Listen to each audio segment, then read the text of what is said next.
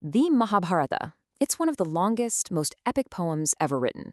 A huge story about a massive war filled with heroes, villains, gods, and mortals. But what if I told you the real battle didn't happen on some ancient field, but somewhere way, way closer to home? So, let's just get right to the heart of it. Is this whole, epic, famous for its absolutely brutal 18-day war, just a story about a fight for a kingdom? I think you'll find the common answer doesn't even scratch the surface. The answer is a big, resounding no. The real stage for this epic is the human mind. The story suggests that every single conflict we face is first fought and either won or lost right up here. It's a deep, profound look at our own internal battles, the struggle between right and wrong, between our duty and our desires, between justice and revenge. In fact, its wisdom is so deep and so vast that it's earned the title of the Pancham Veda, or the fifth Veda. So you see, this is way more than just a story. It's basically a guide to psychology, ethics, and life itself. And like any massive conflict, it all started with one single destructive spark. So, what was it that actually lit the fuse for such a catastrophic war? Well, it wasn't just about a throne. It was about something far more personal and, honestly, way more relatable.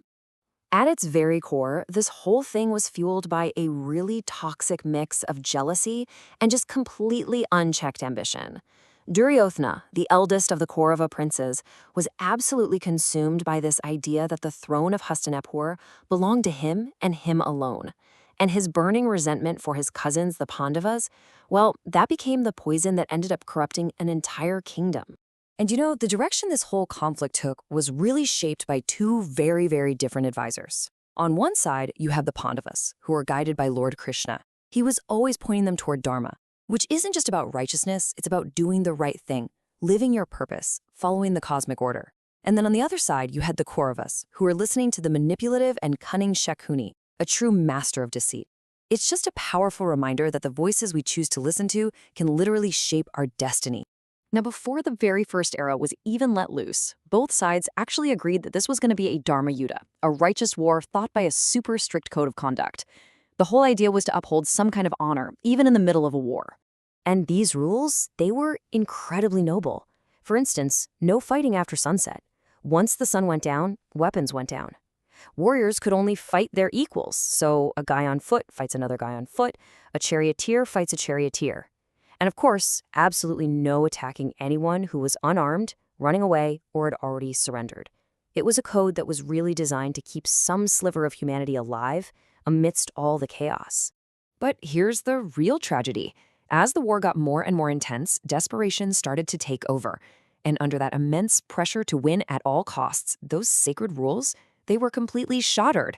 And not just by the bad guys, but by the heroes too. And the consequence of abandoning Dharma? It was a catastrophe on a scale that is just impossible to imagine. The text estimates that this war, which only lasted for 18 days, resulted in over 1.6 billion casualties. That staggering number is just this powerful, horrifying reminder of what happens when we let our principles slide. All right, so beyond the main story, the Mahabharata is just packed with these fascinating details that a lot of people just don't know about. Let's dig into a few that show you its true scale and just how complex it really is. First off, the epic wasn't even always called the Mahabharata. It actually evolved over time. It started out as Jaya, which was a pretty short story, basically about victory. Then it grew into Bharata, which went into more detail about the history of the clan. And finally, as all these incredible philosophical teachings like the Bhagavad Gita were added, it became the Mahabharata, the great tale of the Bharata dynasty, ballooning to over 100,000 verses. Now get this. Imagine a warrior so powerful that he could have ended the entire war in a single minute.